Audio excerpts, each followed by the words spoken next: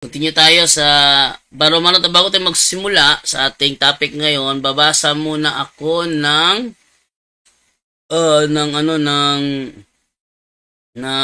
mga comments ninyo. Ito tayo ngayon dito sa ano to? Mas maganda dito magbasa siguro. Plasabas Taguna, good morning bro JD. Vilma Bahardo, good morning bro Jando. Cabardo Ronel.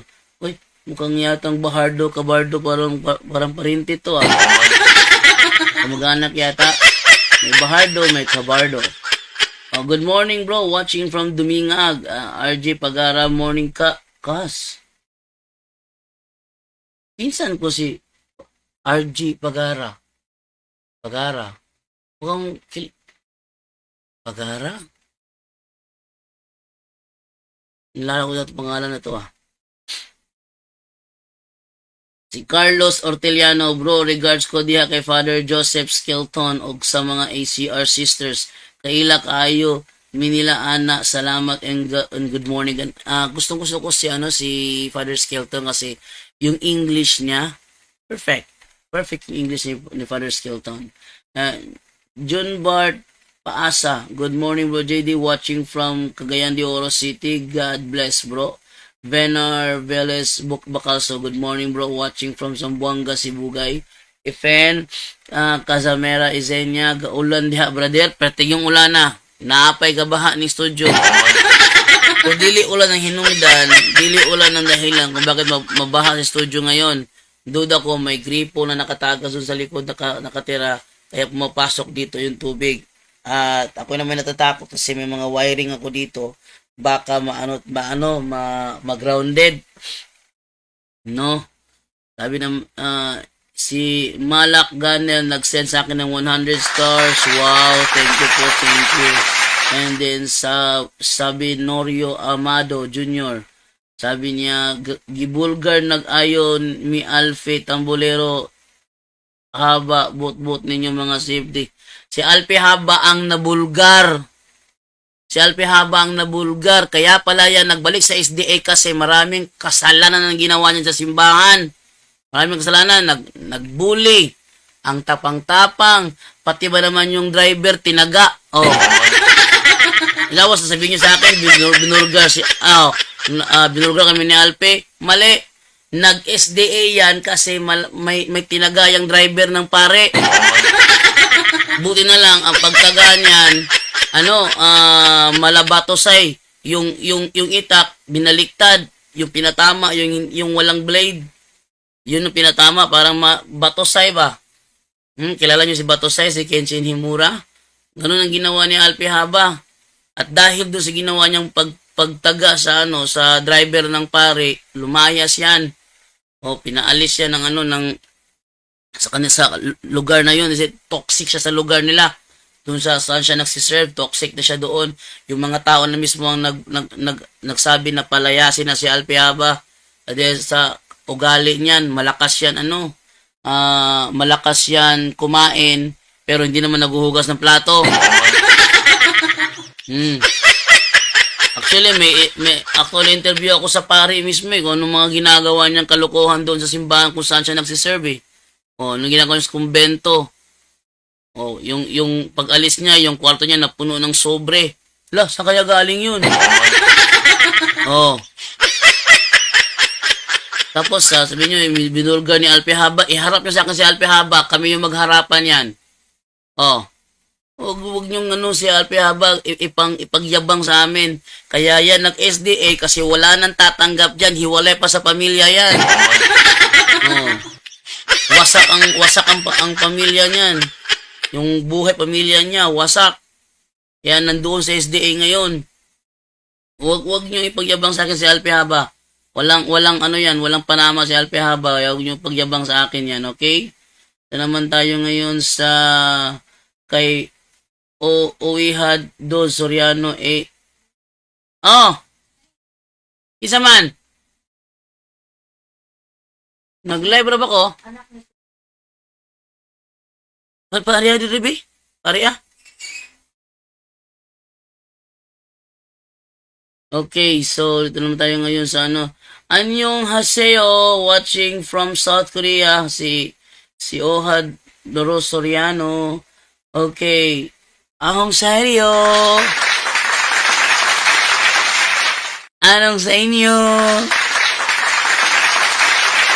Naalala ko yung ano, yung si Dolpe ba? Sinabi yan ng Muslim si Dolpe. Oy, gwapa! Ano, ragod gwapa, oh? Oh? Oh? O, walay leak ang among tubo. Pero naag siya sa corner nagsumakad. So akong duda na mo, nanay, tagalikod. Yan ka ng corner diha. Corner. Doon na mo, nag-awas siguro ng kuhan sa likod siguro. Kanang gripo ba rin, napasagdaan bitaw. Bakit tao baka... Sa likod na, sinay nag-agas ng tubig diha. Kay, may guba mong tubo niya. Oh, gaawas na na. Paliyog tanaw niyo bis, sinitaw sa likod. Tingnan tayo. Sabi naman dito ni Renaldo Panal, good morning bro, malinaw mahaplag late. Okay. Ito naman tayo ngayon sa kay Michael Ortega, good morning Brad. Kay Sabinorio Amado, Los hingkakak gani ka kay Alfie Haba. Hingkakak nang hagit day na. Nagdebate miyana niya, luoy manggali kayo na. Ha? Ano lang yun dialogo lang yung ginawa namin ni Alfie Haba. Kawawa. Natuloy yung dialogo namin. Anong kakak inatuloy ng dialogo? Kakak ba yun? 2 beses kami nagdialogo ni Alfie Haba. Natuloy lahat yung 2 dialogo na yun. Oh, tapos sabi mo kakak. Si Alfie Haba, ang reason niya kaya yan pumunta sa kuan sa SDA kay nanigbas, kabalo kag nanigbas. Nanigbas na sa driver sa pare mo nang nibalik SDA. Eh wala na yung mudawat nga kumbento niya. Anong kumbento mo nagapuyo nga pamilyado man kahana, bungkag din pamilya. So, sa'yo na panghambog si Alfie Haba nako. Ayun na panghambog si Alfie Haba nako. Ha? Huwag mong pagyabang si Alfie Haba sa akin, Sabinorio Amado Jr. Huwag mong pagyabang sa akin yan. Alam ko ang buhay niyan bago yan nagbalik sa SDA.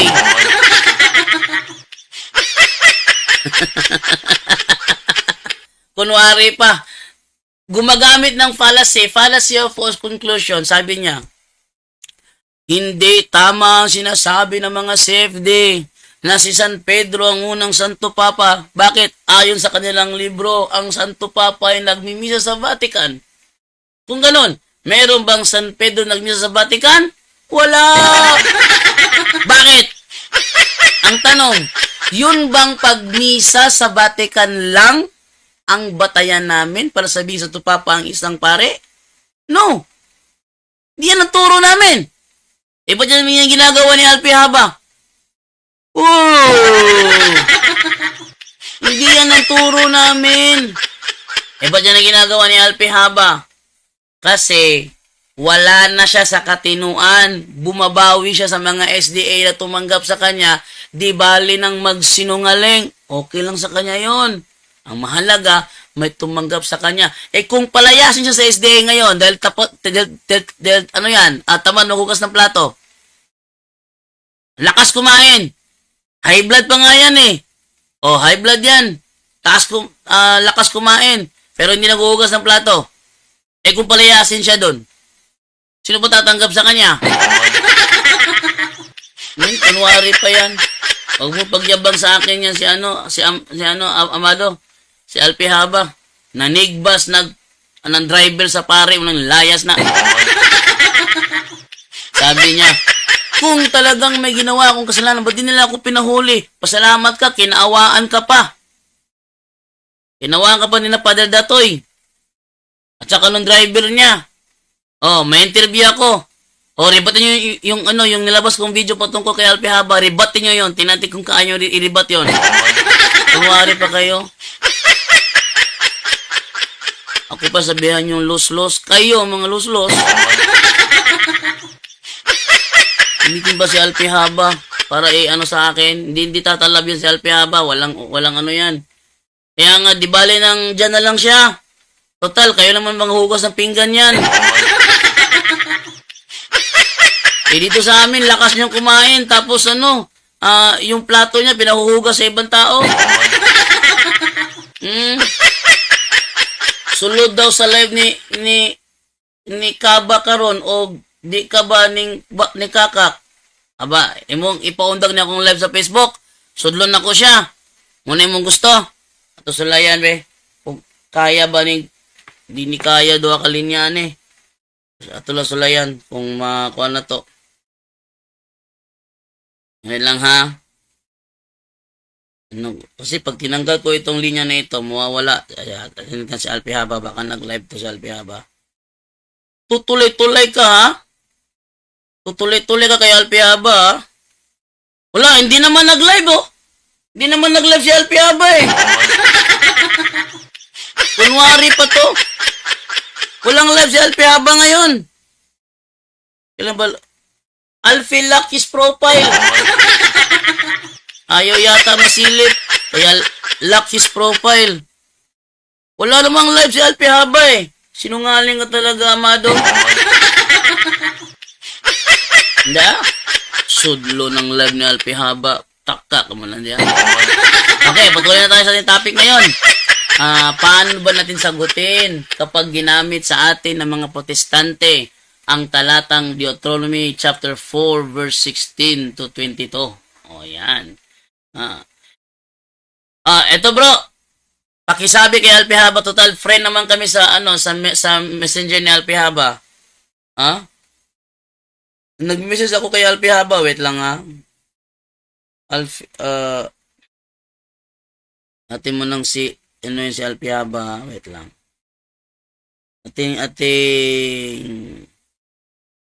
Ako mag-message kay Alpi Haba, ako mag-message sa kanya, wait lang. Para maano natin. Search profile tayo. Atin tawagan si Alpi Haba. Ano yun, baka nag-live yun ngayon. Alpi Haba. Tambolero Haba. Active now. So, tingnan natin sa Alfie Tambolero Haba. Baka ito yung sinasabi niya na nag-live. Alfie. Ano butong Alfie niyan? Nag-iiba spelling. Tambolero Haba.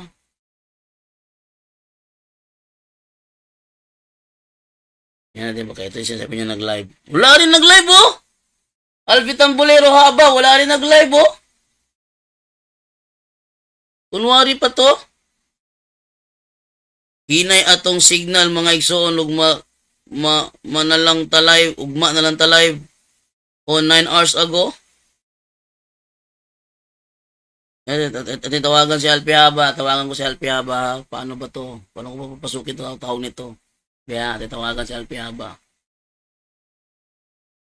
Tawagan si Alpi Haba ha. Magbisaya lang ko ani ha. Bisaya lang ko ani ha para makakuha si Alpi Haba ha. Alpi Tambolero Haba. Tambolero Haba. Tawagan natin to. Sasagot ba ito? Sasagot ba ito ha? Tawagan natin.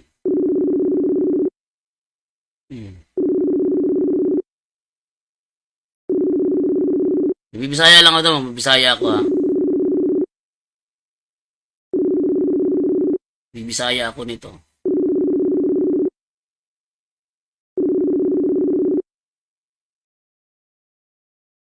Bro! Hello bro! Good morning bro! Morning bro, sa may ato. Kanang naigaingon ako diri ba kani si Si ini Amado man siguro niya kadjot lang ha. Si Sabunorio Amado Jr. kaila kane? Mado Junior, nugo ko kaila galiana. Baka kaila ning Amado Jr. Nag Wala. nakuno kay challenge ko no bro. Tinuto na kay challenge bro. Sa mga CFD bro.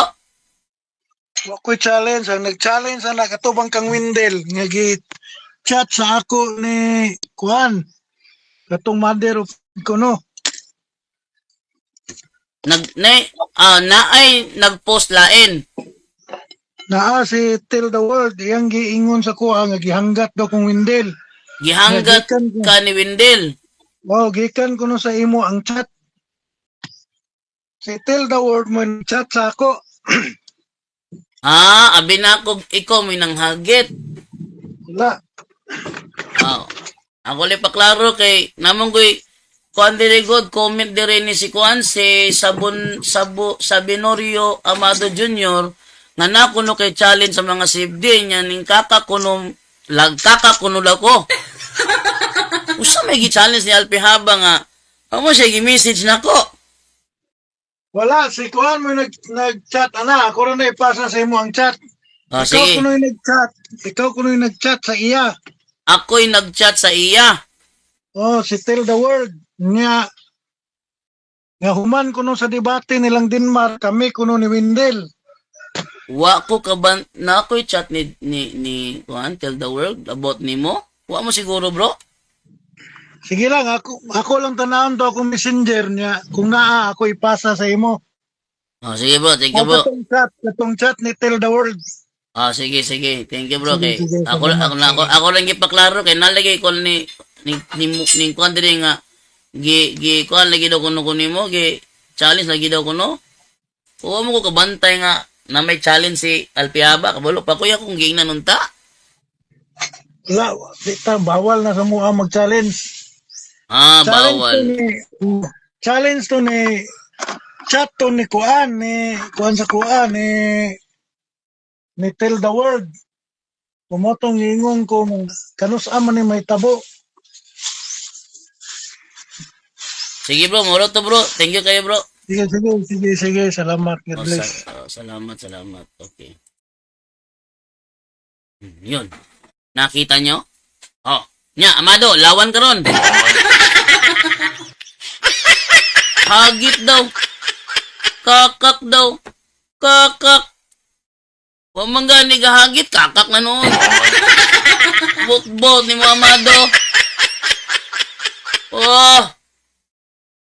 Akala ka da. Mauna.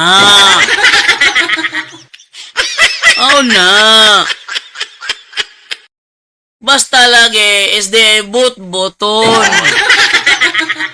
Pero, ulit tayo sa ating topic ngayon. Ating topic ngayon is, about dito tayo sa sa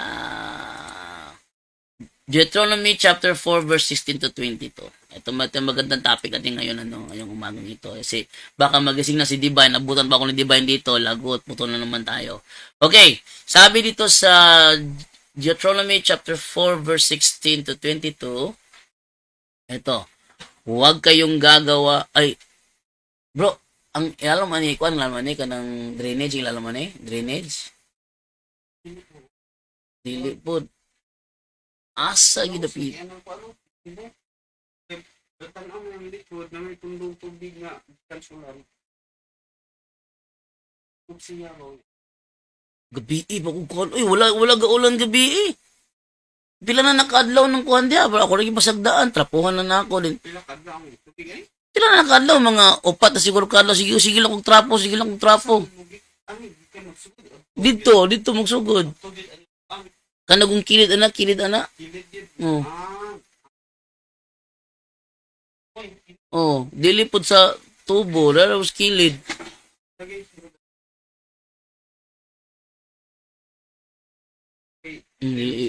Ipakuha nila ako ang kay grabe ka ayo. Taas na kayo. Mukiring ang mga bata ning musulod. Okay. So tuloy tayo ha. huwag kayong gagawa ng anumang larawan upang sambahin, maging kawangis ng tao. Tinan niya, first verse pa lang, mali ng yung unawa ng mga taga-ibang sekta eh. So, sa mga nasa Facebook ngayon, ha? Lipat lang kayo sa YouTube, gusto nyo makita yung mga pinapakita natin na rito na mga verses, mga referensya, nasa YouTube po. Bro Jando Alabado TV, makikita nyo po doon yung mga nilalabas ko sa screen. Referensya, Biblia, mga talata, nasa screen lang po. Sa mga gusto makakita, kasi sa Facebook, mukha ko lang nakikita ninyo, kahit na mukha ko lang ito, at least, okay lang naman. At ituloy yung magbabasa ng Deuteronomy chapter 4, verse 16 to 22. Paano masagutin ito, no? Sabi dito, huwag kayong gagawa ng anumang larawan upang sambahin. Upang sambahin. Okay? So, ibig sabihin dito, huwag kayong gagawa. Sinong kausap dito? Mga Israelita. Ayan. Mga Israelita ang kausap. Tapos, sabi ng Panginoon sa mga Israelita, huwag kayong gagawa ng anumang larawan upang sambahin. So, may reason kung bakit ginawa ang larawan. Ang reason yan, para sambahin. At based sa kanilang nakita sa mga Egyptian kung saan sila naalipin, yung mga larawan na ginagawa ng mga Egyptian ay sinasamba nila bilang kanilang mga Diyos. Sinasamba nila bilang kanilang mga Diyos. Yon ang nasaksihan ng mga Israelita sa mga Egyptian. Walang nakita ang mga Israelita na may Egyptian na sumasamba sa rebulto ng mga Katoliko. Alam niyo kung bakit? Kasi wala pang Katoliko ng panahong ito. Kaya kapag ginamit yan ng mga Protestante at ilalapat sa mga rebulto ng Katoliko, they're taking it out of context. Straight to the point. They're taking it out of context. Bakit? Hindi naman rebulto ng Katoliko ang tinutukoy rito eh. Kundi ang rebulto na kanilang mga nakita. Tinan niyo yung pelikulang The Ten Commandments, yung lumang version ng The Ten Commandments, 1957 yata yon na release nun. Yung lumang version ng The Ten Commandments, tinan niyo, 'di ba nung sila ay nasa baba ng bundok ng Sinai, yung isang taga-Egyptian na nagutos sa mga tao, let's make a god of gold. Tapos yung parang baka, yung mga ginto, mga alahas, na dito yan, ilabagay nyo yung mga alahas nyo, ilapag nyo rito. Tapos yung alahas nila, ang ginawang parang baka, hugis baka. Tapos, kanila pinakilala, the God of Gold. Sila lang gumawa, the God of Gold. Wala namang ganyan. At dahil ginawa nila yan sa paanan ng Sinai, sinama ng Panginoon yung kautusan, huwag kayong gagawa ng anumang larawan upang sambahin. Ang purpose na ginawa ng mga Egyptian kasama ang mga Israelites sa paanan ng bundok ng Sinai, ang purpose pa nila ginawa, yung tinatawag nilang the God of Gold, upang sambahin. Ano ang reason ng Egyptian? Ilang araw na si Moses doon sa ibabaw ng bundok. Hanggang ngayon, wala tayong balita ano nangyari sa kanya doon. Buhay pa ba siya? Kumakain pa ba siya? Humihinga pa ba siya? Kaya much better. At hindi natin kilala kung sino ang kinakilalang Diyos niya, sabi ng mga Egyptian. Kaya gumawa lang tayo ng God of Gold. Gumawa sila ngayon ng God of Gold. O ngayon, ano ang purpose na kanilang ginawa ang God of Gold? Upang sambahin. Upang sambahin. Yan tanong, ang mga rebulto ba ng Katoliko ay ginawa ba upang sambahin? Ang sagot ay hindi. Ang sagot ay hindi. Bakit? Bakit hindi? Dahil hindi naman mga Diyos ang mga santo para sa Katoliko. Nyo makita ebidensya ko? At ipakita ng ebidensya. Ang mga santo ba ay Diyos ba sa mga Katoliko? Ating basahin itong sinasabi ngayon. Dito tayo sa sa ating reference natin ay yung Our Catholic Faith. Ating gamit itong Our Catholic Faith. Pakita niyo sa screen. Ito. Wait lang ha. Our Catholic Faith tayo. Ito. Our Catholic Faith. Ito. Tingnan ninyo. Ano nakalagay dito? Yan. Our Catholic Faith. Yan o. Our Catholic Faith, page 220. Ang sabi ganito. We do not worship the saints. Ano daw? We do not worship the saints. We only honor them as the special friends and servants of God. We adore God alone.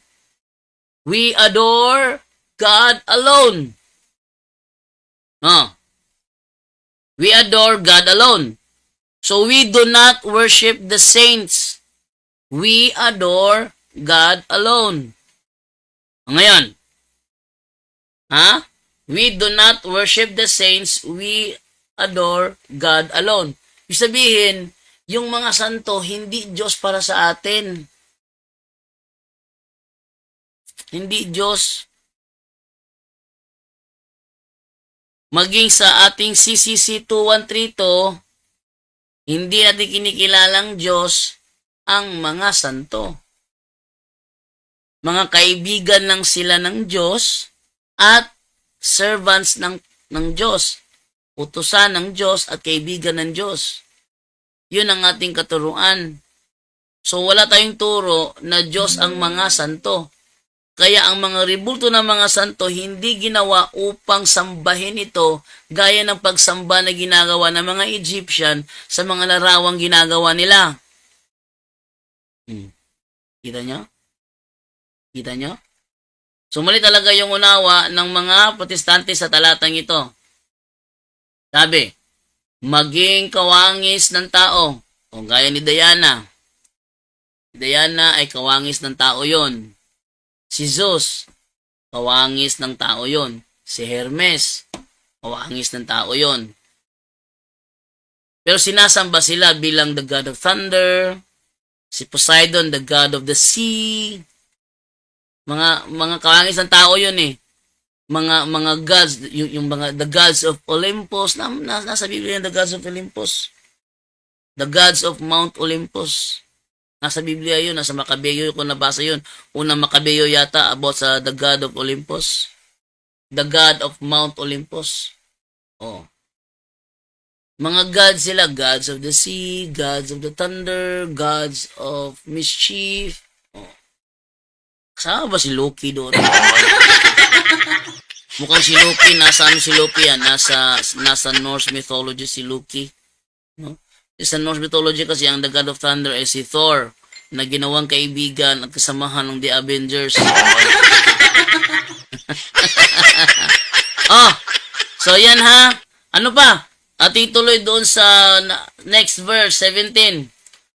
Kawangis ng tao, hayop, sa ibabaw ng lupa, ibon, ng anumang gumagapang o ng anumang isda.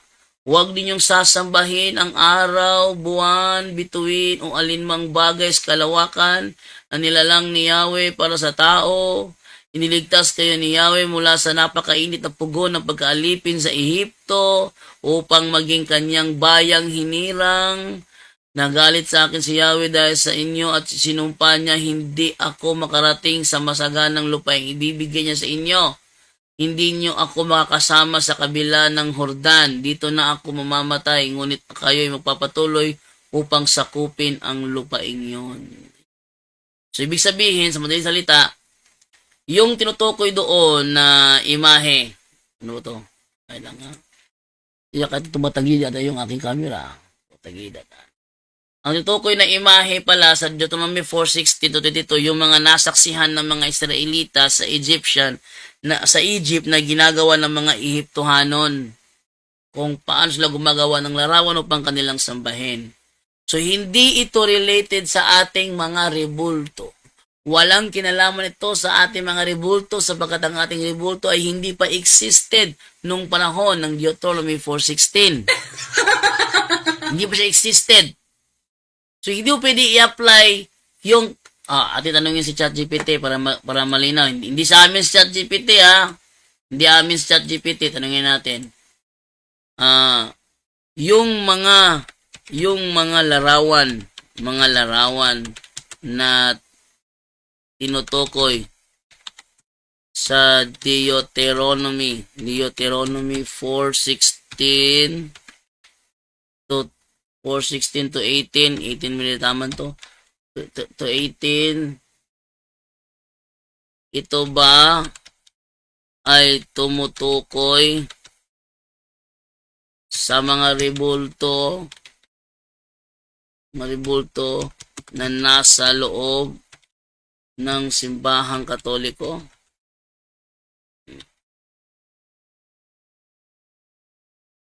Tukoy sa mga rebulto ng mga santo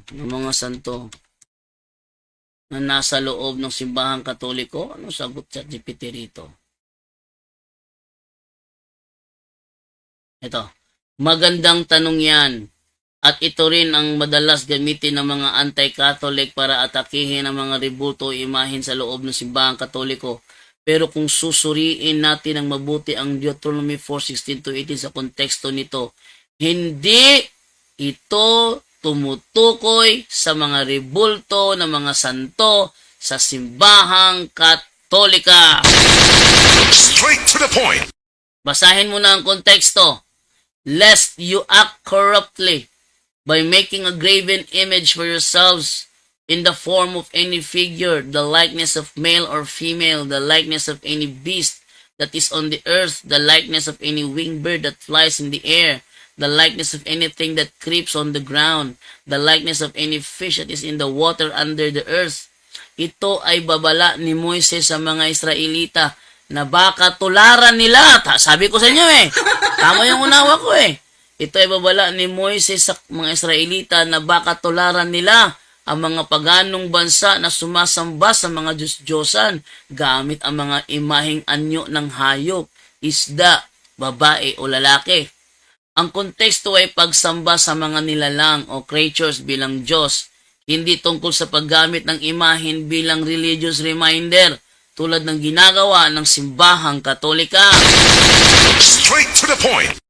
Bakit religious reminder? Para bang ributo ng mga bayani. It will only remind us about the life of the hero that shed their blood to save us from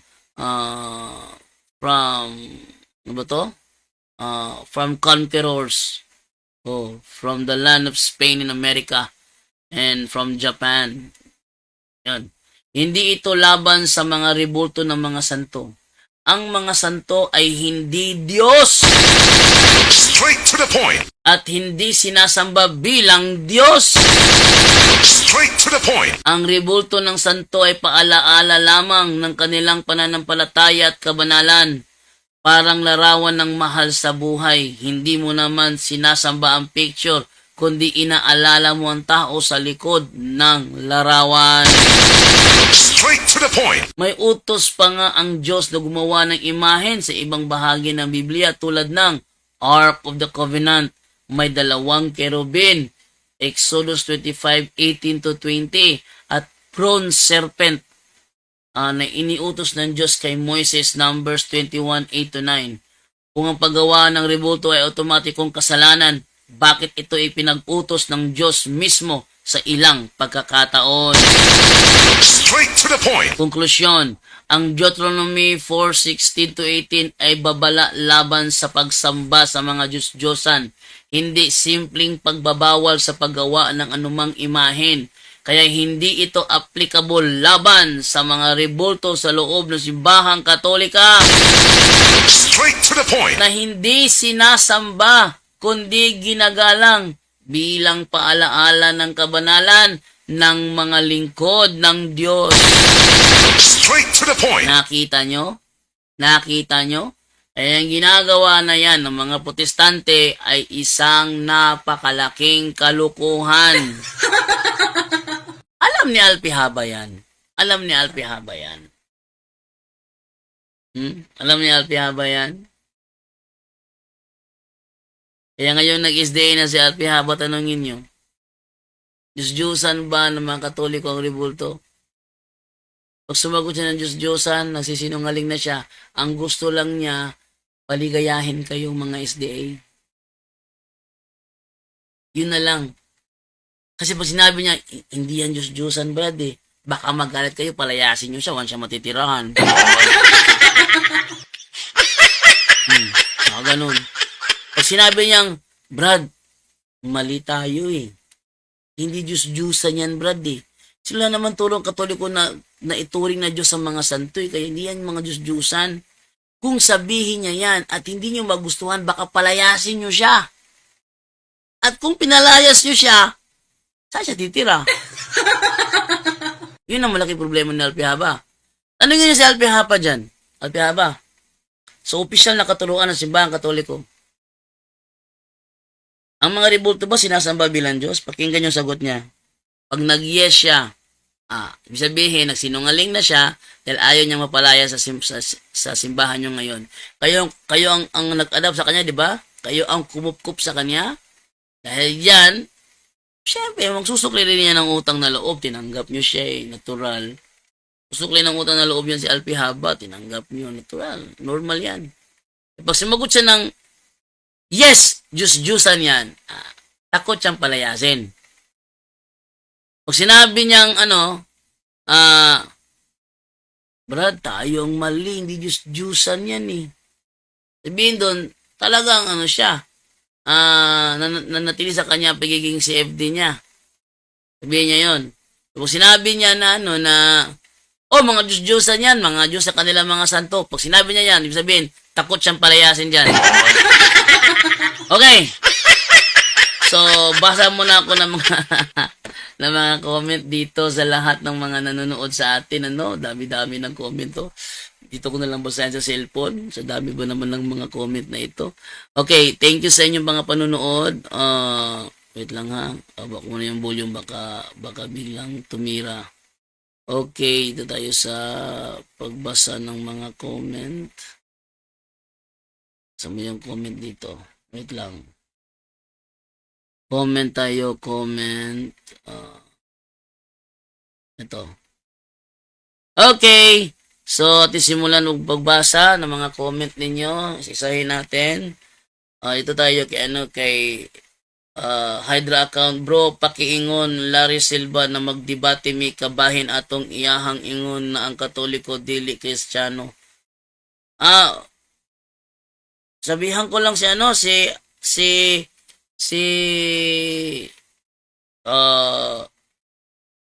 Larry Silva. O anong response niya, abangan mo lang doon sa live ko, okay? Kasi hindi ko alam kung paano ka kontakin.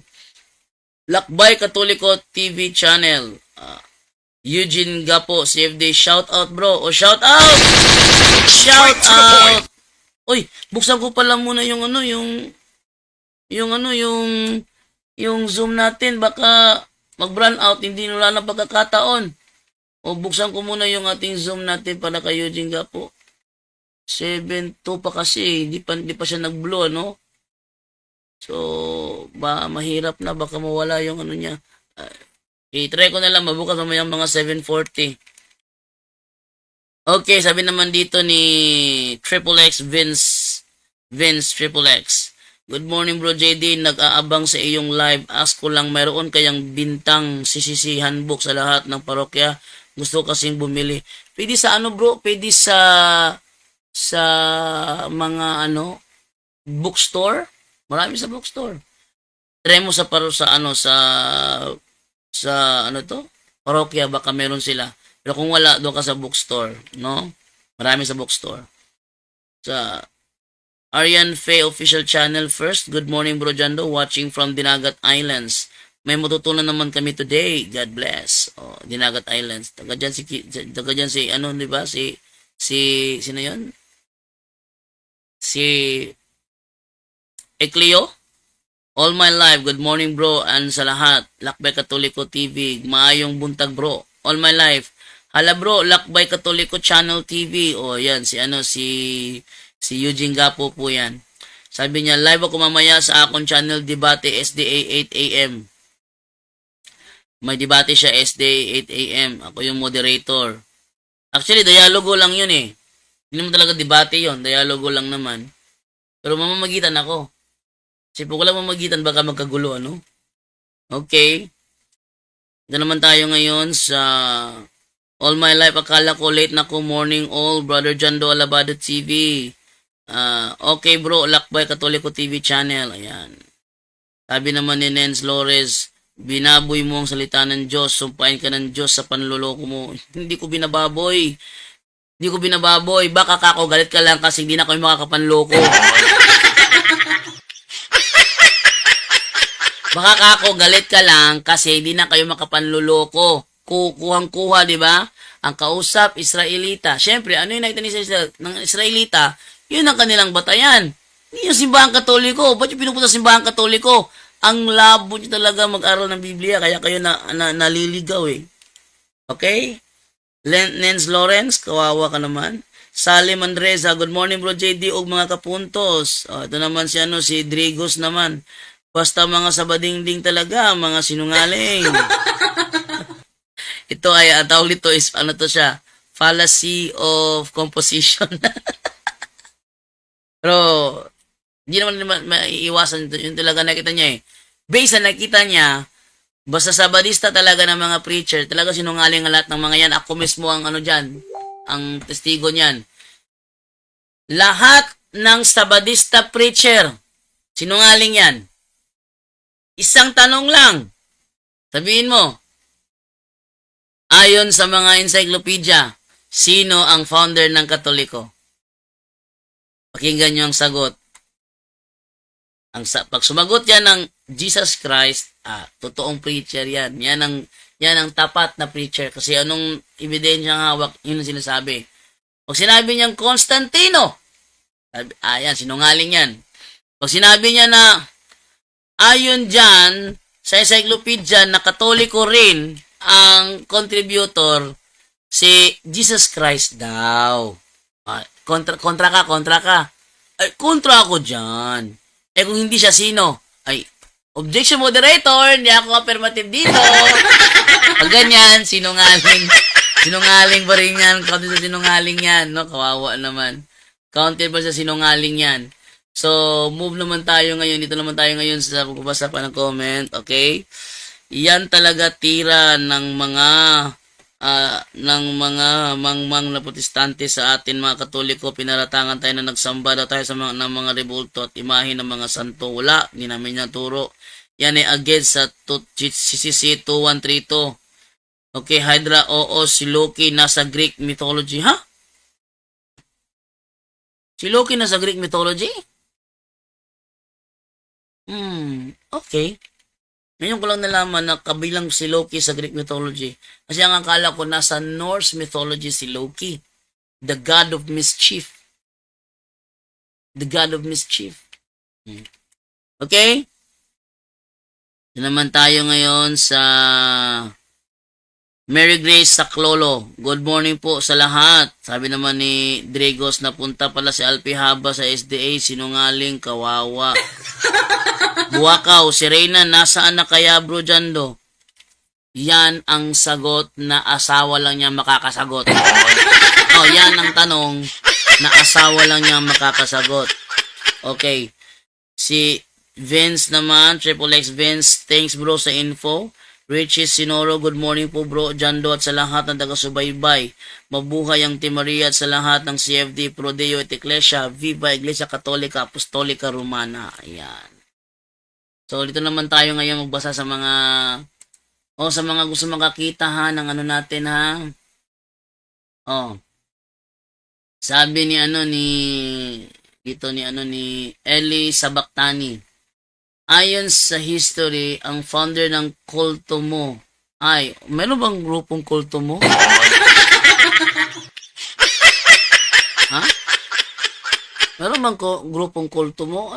Ano yun? Rehistrado ba sa SEC yun? Ano? Kailan na itatag yung ano, yung kulto mo, Eli sa Bactani? Ha? Kailan na itatag yung kulto mo? Hindi ko alam yun eh. Sabi dito, Jesus Christ did not establish the Catholic Church. It was established by the Roman Empire in the 3rd century. World history, civilization, and cultures of the Roman Empire by Dr. Alfred Austin. Dr. Alfred Austin? Ano to eh? Anti-Catholic si Dr. Alfred Austin ano ka ba?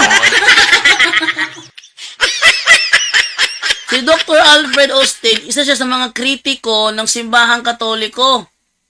Ha? Kaya nga sabi ko sa inyo, yung mga history ng mga protestante ang gumawa, kasinungalingan na lahat ng mga yon. Bakit? Wala silang ibang purpose kundi ang mag-convert ng Catholic. Bigyan mo ko ng mga standard encyclopedia, Eli sa Bactani, na hindi authored ng ng protestante. Standard in standard history, yung standard encyclopedia, bigyan mo ko ang sasabi na ang Catholic Church did not establish by Christ. Yun ang ibigay mo sa akin. Hindi yung ang author is kritiko katoliko. Yung ganun, Hindi yung ganun. Kasi, kung si Alfred Austin kasi yung gagamitin mo kasi isa siyang wait lang ha. Di ba meron bang record dito si Alfred Austin? Dr. Alfred Austin. Wait lang muna ha. Tingnan natin yung niya. 1835. 1835 ba to? Double check natin si Alfred Austin, baka to 1998 publishing 1998 publishing 1913 patay na si Alfred Austin. So hindi ito yung Alfred Austin na tinutukoy doon sa libro na yun, no? Hindi itong ibang Alfred Austin yun. So ibig sabihin yun ay kritiko katoliko. Kritiko katoliko yan, bro. Yung ginagamit mo na na si Dr. Alfred Austin. Ha?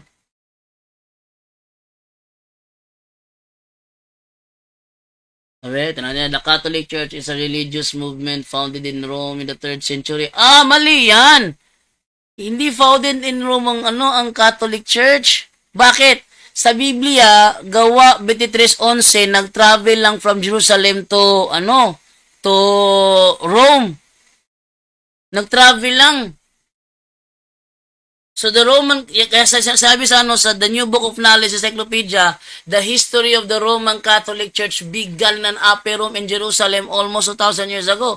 Kasi biblically point, talagang nagsimula sa Jerusalem yan. At nagpunta lang sa Roma. Gawa 23:11, nagpunta lang sa Roma. Kaya itong ginagamit mong history, kritiko katoliko pa rin ito. Kritiko katoliko pa rin. Ganito na lang, bro. Picturean mo yung niyan, yung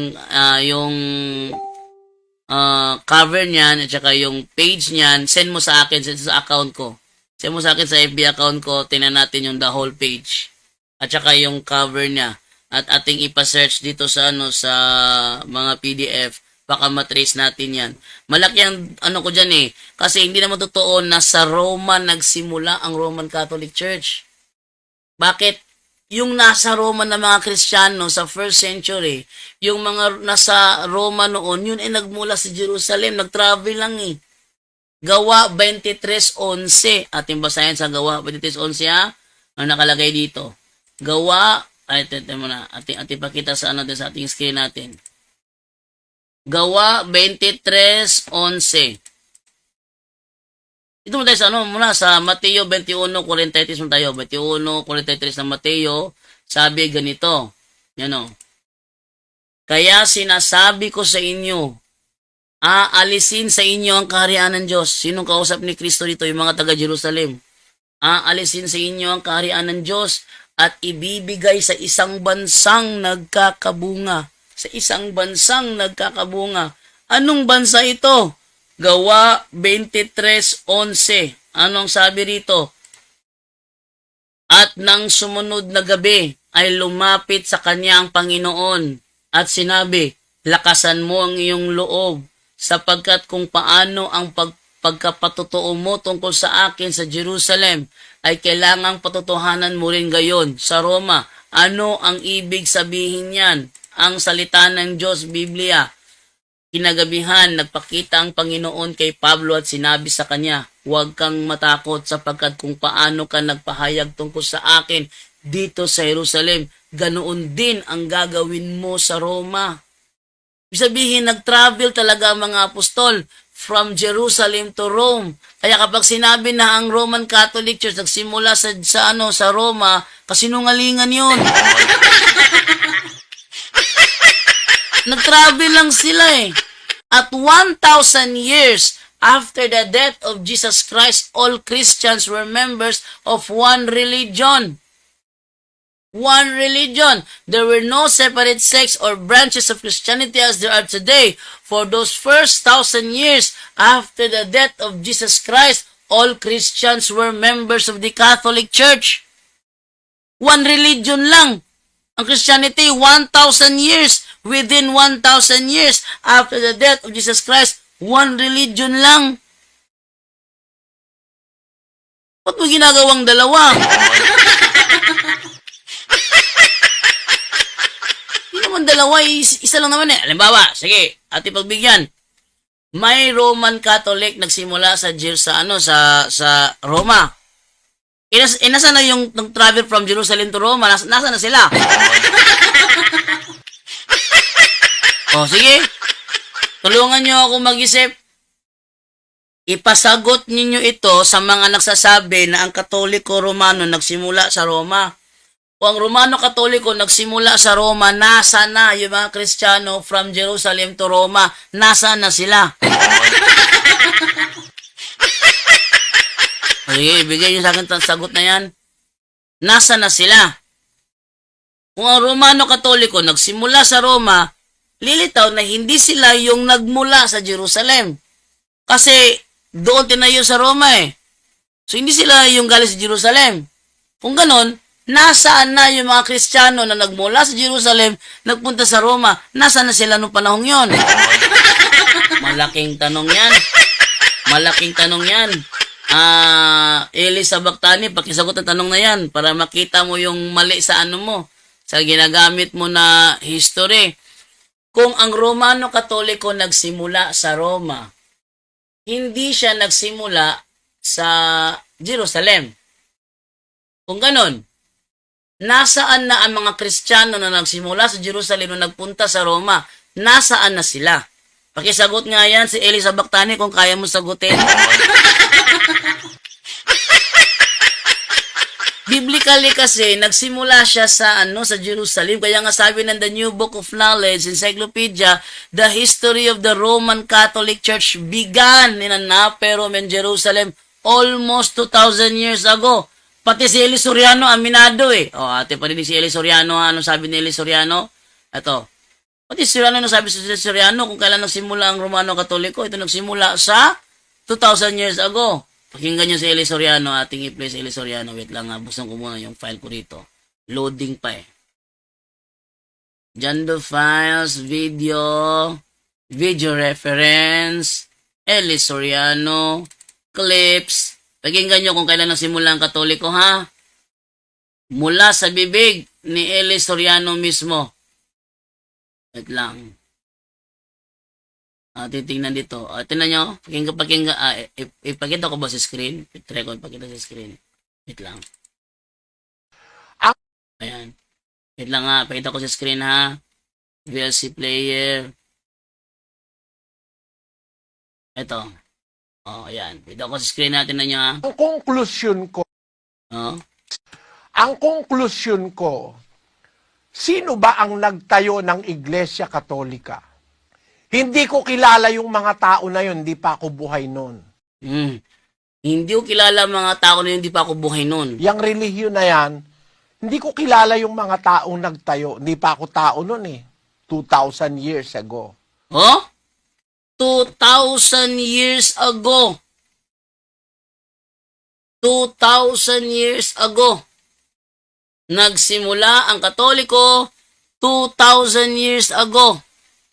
Kung sa Roma siya nagsimula, ano ang nangyari sa mga Kristiyano mula sa Jerusalem to Roma? Anong nangyari sa kanila? Bakit? Sa Biblia kasi, kung babasahin mo yung Roma 1:7, ito yung ating mababasa. Sapagkat sa inyong lahat dyan sa Roma, na minamahal ng Diyos at tinawag na maging banal. Maging banal. Sa ang dating Biblia, anong sabi dito? Sa lahat ninyong nasa Roma, mga iniibig ng Diyos, tinawag na mga banal. Sa magandang balita Biblia. Sa inyong lahat na nasa Roma, mga minamahal ng Diyos at tinawag upang maging banal. Sa Bisaya, anong sabi sa Bisaya? Pusa gisulatan kamong tanan nga taga Roma nga gihigog mo gitawag sa Dios aron mahimong iyang katawhan. Nakuha nyo?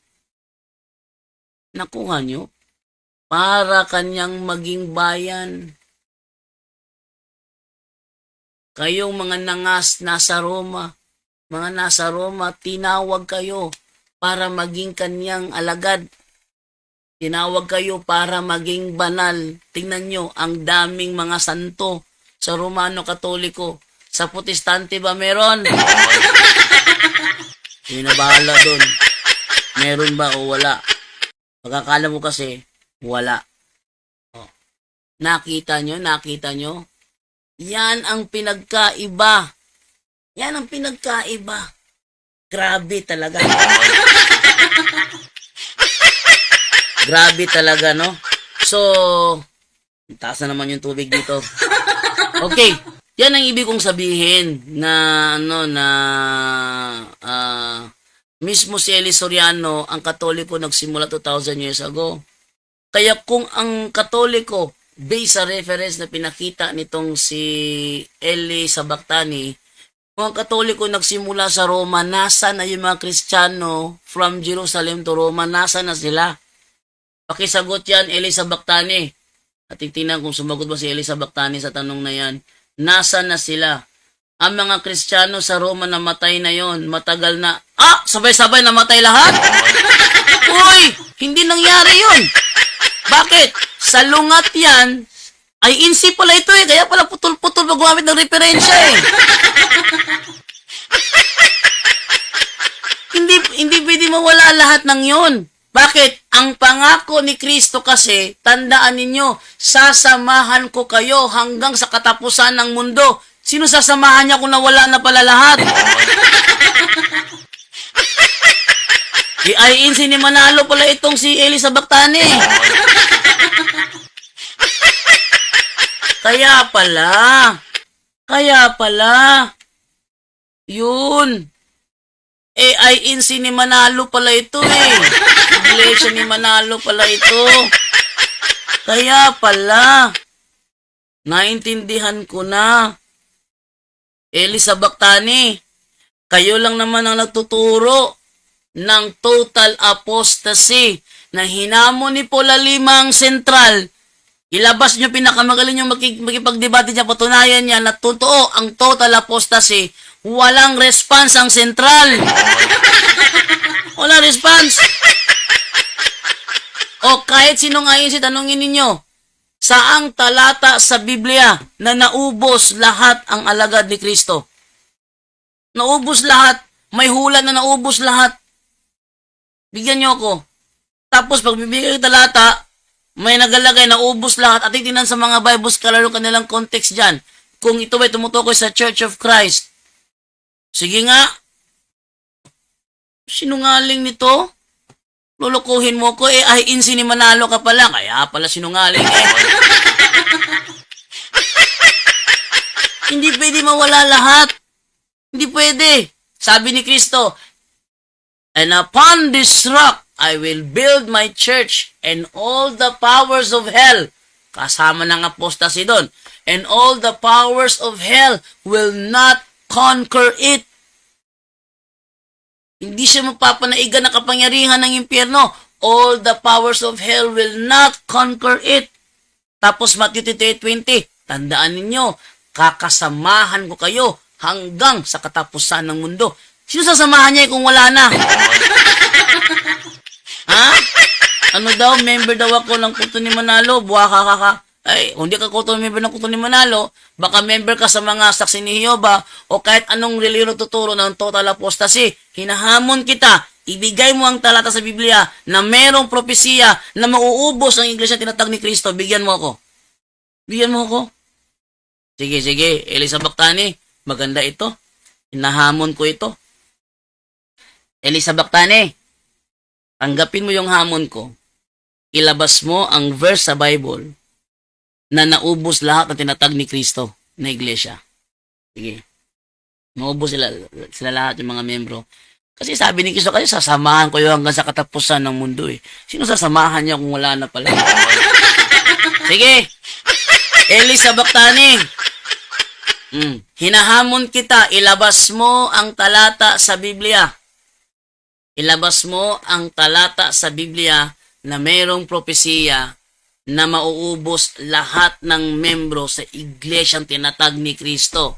Bakit? Ayon sa Biblia, Mateo 28:20, sabi ni Kristo, sasamahan ko kayo hanggang sa katapusan ng mundo. Hanggang sa katapusan ng mundo. Sinong sasamahan niya ay matagal na palang nawala?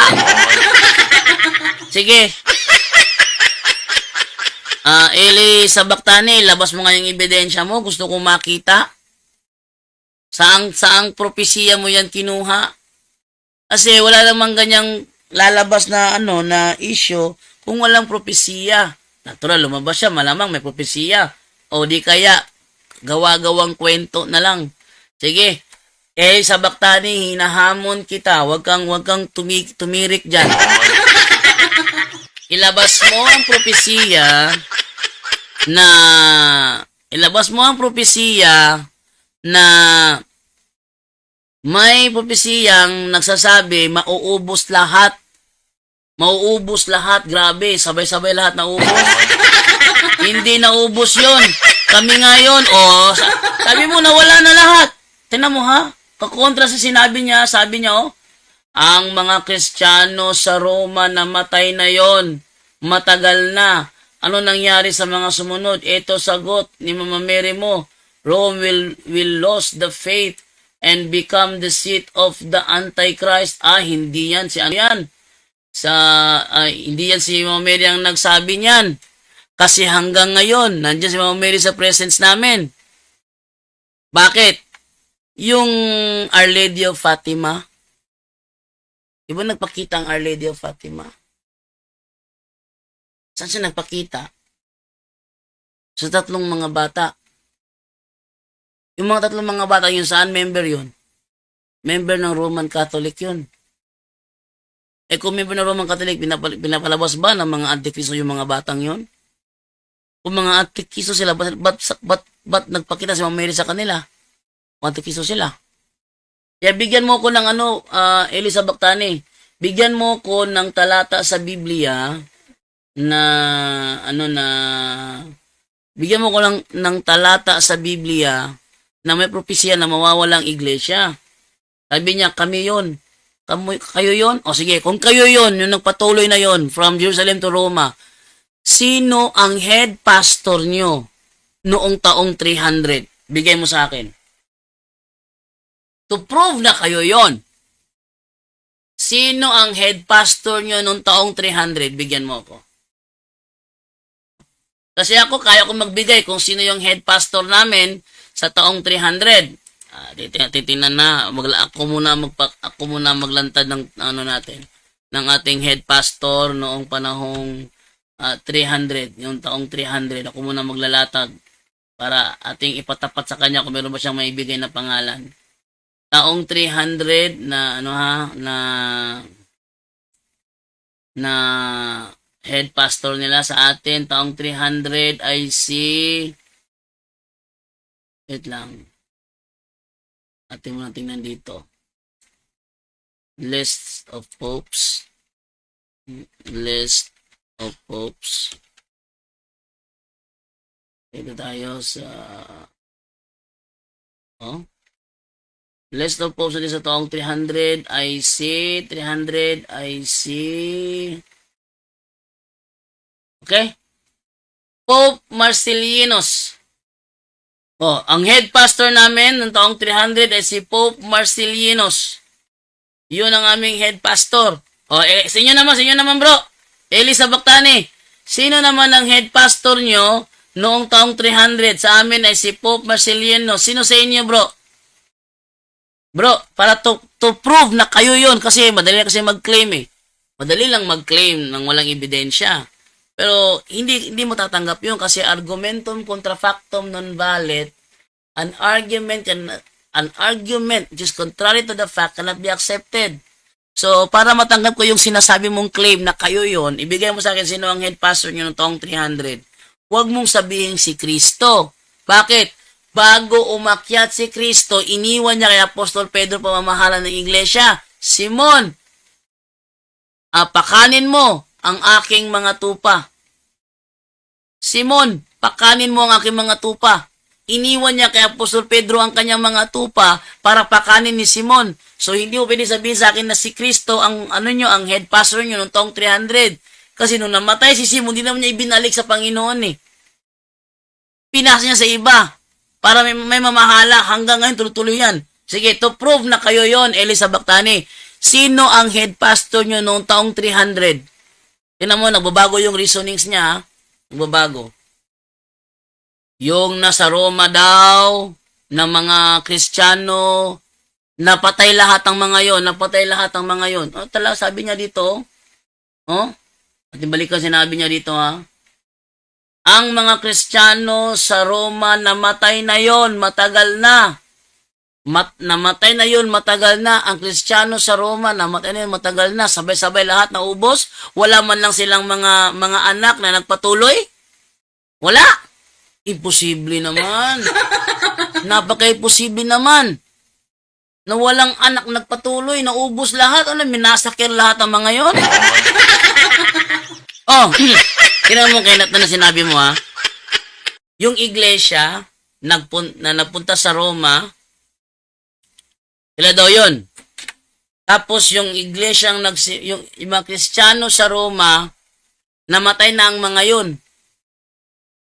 Paano kayo nag-exist kung namatay na ang mga yon?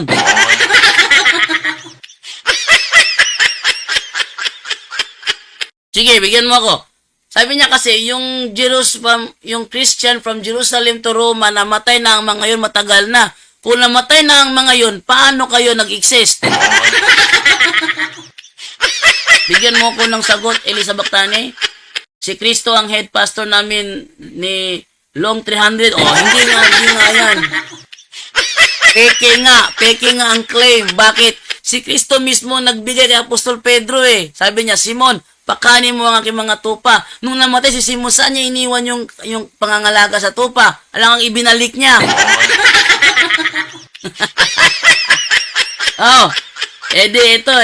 Yung claim mo ngayon, kasi nungalingan na. Hindi pwede. Sabi niya, John 10:14, lalo na, tama sinabi ni Kristo, sila'y papapasukin ko dito. Kaya nga niya, ipinasa kay Apostol Pedro, dahil si Apostol Pedro ang representative of Christ, siya ang vicar of Christ, representative of Christ, siya yung pinili para sa pamamagitan ni Pedro, na kung sino man ipapasok ni Pedro sa iglesia, parang si Kristo na rin ang napapasok sa iglesia kasi umakyat siya eh. Sabi niya, Simon, iniibig mo ba ako? Opo, Panginoon, pakanin mo ang mga tupa ko. 3 beses inulit, pakanin mo ang mga tupa ko. Pagkatapos ng si Kristo umakyat sa langit. O, may record na bang bumaba ng 300? May record ba na bumaba siya sa 300 at namuno sa iglesia? Meron bang ganong record? Wala. To make his message known, he's